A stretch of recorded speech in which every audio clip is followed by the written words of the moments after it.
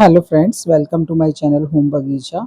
और अभी आजकल मेरे गार्डन में तो यही चल रहा है कि जो वो प्लांट जो सूख रहे हैं या किसी वजह से उनकी हालत ख़राब हो चुकी है क्योंकि गर्मी बहुत ज़्यादा पड़ी है पिछले दिनों में, उनको बिल्कुल मानसून आने से पहले उनको तैयार करना है, क्योंकि मानसून से पहले ही हम तैयार कर सकते हैं। अदरवाइज़ जब मानसून शुरू हो जाता है, बारिश शुरू हो जाती है, तो भी हम प्लांट की केयर करना बहुत मुश्किल हो जाता है। क्योंकि मानसून में क्या है ना, अगर पहले से प्लांट को आप रेडी करके रखोगे, तो एक अच्छी ग्रोथ मानसून में पकड़ता है। तो ये जो अब मैंने निकाला है बाहर, ये है मेरा जो सिंदूरी गुलाब होता है, सिंदूरी कलर का जो गुलाब होता है, ऑरेंज जैसा जो दिखता है, वो गुलाब का पौधा है ये। और मतलब यकीन मानो बहुत अच्छे फ्लावर्स देता है, बड़े-बड़े साइज़ के फ्लावर्स देता है।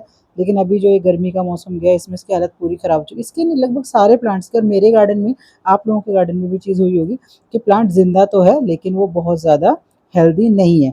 तो एक और सबसे बड़ी समस्या है कि मैं बाकी सारे प्लांट्स को तो धीरे-धीरे करके रिपोर्ट कर ले रही हूँ कि पूरा का पूरा बाहर निकाल के उसका रूट बाउंड जो रखा है उसको हटा करके ठीक कर ले रही हूँ। लेकिन गुलाब के पौधा मुझसे नहीं निकाला जाता है, क्योंकि मुझे समझ में नहीं आता इसको कैसे बाहर निकालूँ, क्योंकि बहुत बड़े-बड़े इसमें काँटे होते हैं। तो वो तो मुझसे नहीं हो पाएगा। देखिए कितने सारे फूल इस पे सूखे हुए हैं और कलर भी मतलब ऐसा आ रहा है जैसे व्हाइट कलर पूरा उड़ चुका है। तो इसको अब ज़रूरत है एक हेल्दी प्रूनिंग की। तो जितनी भी सूखी और ख़राब इसकी जो कलियाँ जो टहनियाँ हैं, वो सबसे पहले हटाऊँगी, वो हटाना पड़ेगा। वो कहते हैं ना कि मतलब आप लालच नहीं कर सकते कि प्लांट बड़ा हो गया, क्योंकि बड़ा होने से कुछ नहीं होगा, वो भी परेशानी में है और आपको इससे अच्छा रिज़ल्ट भी नहीं मिलने वाला है। तो इसकी वो सारी की सारी टहनियाँ हमें हटानी पड़ेंगी जो कि खराब हो चुकी है, तभी इसमें नई टहनियाँ भी आएँगी, नई कलियाँ, नए फूल तभी आएँगे। क्योंकि अब जो वेदर शुरू हो रहा है, जो लगभग हमारे पास ज़्यादा टाइम नहीं होता है इस टाइम पे, 10-15 दिन के बाद अच्छे से बारिश अब शुरू हो जाएँगी इन दिनों में। तो और मॉइस्चर वाला टाइम आ जाएगा, तो क्या होता है किसी भी प्लांट में नया जो ग्रोथ है ना, इस टाइम पे बहुत बढ़िया आती है, धीरे-धीरे, और ये पूरा अच्छे से ग्रो करने लग जाता है। तो सारी सूखी टहनियाँ जहाँ तक मुझे हमें लगे कि हट खराब हो चुकी है, आपको हटा देना चाहिए। बस हेल्दी-हेल्दी टहनियों को आप रखो, जिससे क्या होगा, एक अच्छी हेल्दी ग्रोथ इसके अंदर आएगी। तो लगभग मैंने प्रूनिंग इसकी कंप्लीट कर दी है, उसमें से सारी वो सूखी हुई टहनियाँ हटा दी हैं, क्योंकि इसको हटाना इम्पोर्टेंट है, ज़रूरी है, और सभी लोग इस चीज़ को ज़रूर करते हैं जो गार्डनिंग करते हैं, किचन गार्डनिंग को पता है। क्योंकि कंटेनर के अंदर एक लंबे टाइम तक हमेशा ऐसे ही काम नहीं चलता। ज़मीन में लगा हुआ प्लांट है तो ठीक है, उसकी प्रूनिंग की इतनी ज़रूरत आपको नहीं पड़ती है, रूट बाउंड नहीं होते उसके। प्रूनिंग तो आप करते हो उसकी, फिर भी रूट बाउंड का प्रॉब्लम नहीं आता। वैसे इसका सही तरीका तो ये है कि किसी भी तरीके से बाहर आ जाता है पूरा, और मैं इसको अच्छे से हटा पाती, लेकिन नहीं हो पाएगा, काँटे इसके बहुत बड़े-बड़े हैं।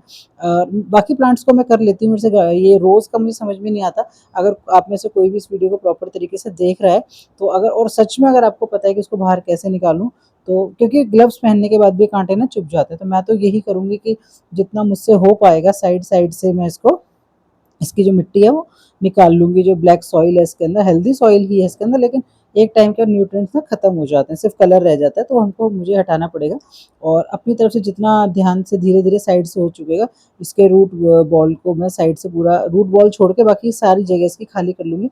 इतनी सारी मिट्टी जो आप पड़े देख रहे हो ना, ये पहले से एक और प्लांट का मैंने किया है। एक तो मेरी डॉटर है अनविका, ये क्या करती है, जब पता नहीं इसको कैसे पता लग जाता है कि मैं छत पे जा रही हूँ और मतलब कुछ कर रही हूँ, ये तुरंत साथ में आ जाएगी, और ये छोटा-सा स्प्रे मैंने इसको दिया है, नहीं तो फिर इसको सारी चीज़ें चाहिए होती हैं।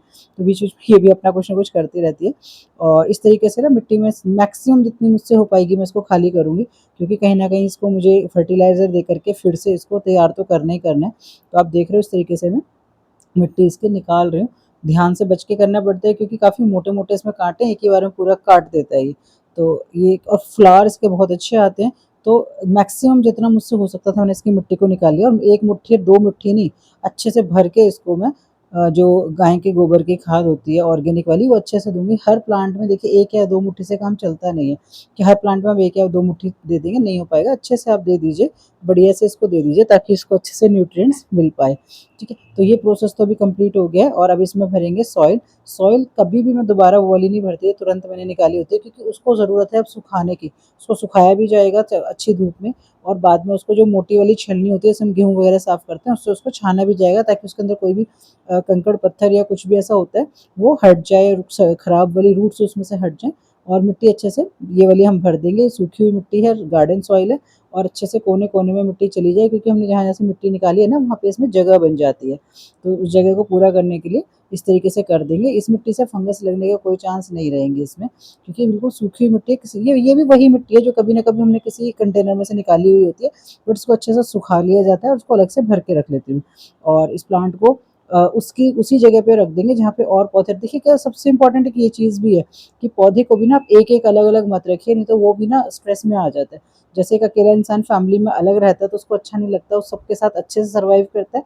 प्लांट्स का भी यही है कि ग्रुप में रखो इनको जहाँ पे रखे हैं, तो जिससे क्या होगा कि प्लांट के हेल्दी होने के चांसेस और ज़्यादा बढ़ जाते हैं। तो मैं जहाँ से मैंने इसको निकाला था मैं अब इसको वहीं रख दूंगी। मैक्सिमम पौधों को मैं ट्रांसप्लांट कर चुकी हूँ या रूट रिबाउंड से इनको बचा चुकी हूँ। एक दो और रह गया तो उसके बाद उनको भी कंप्लीट कर लूँगी, तो मेरे बड़े वाले जो प्लांट्स हैं लगभग कंप्लीट हो जाएंगे। और इसके बाद इसमें देने की ज़रूरत पड़ेगी पानी। ये तो पूरा हेल्प करती है, सारी गार्डनिंग यही करती है मेरे साथ।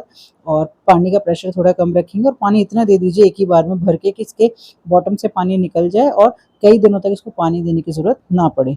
तो इस तरीके से आप भी तैयारी कर लीजिए, मानसून का टाइम शुरू होने वाला है, एकदम से नहीं हो पाती। एक-एक प्लांट को आप अपनी भी मेरी तरह कोशिश करिए, रिपोर्ट कर लीजिए। और बहुत सारे मेरे फ्रेंड्स ने तो ऑलरेडी मुझसे पहले ही कर लिया होगा, बल्कि मुझे काफ़ी कम टाइम मिलता है।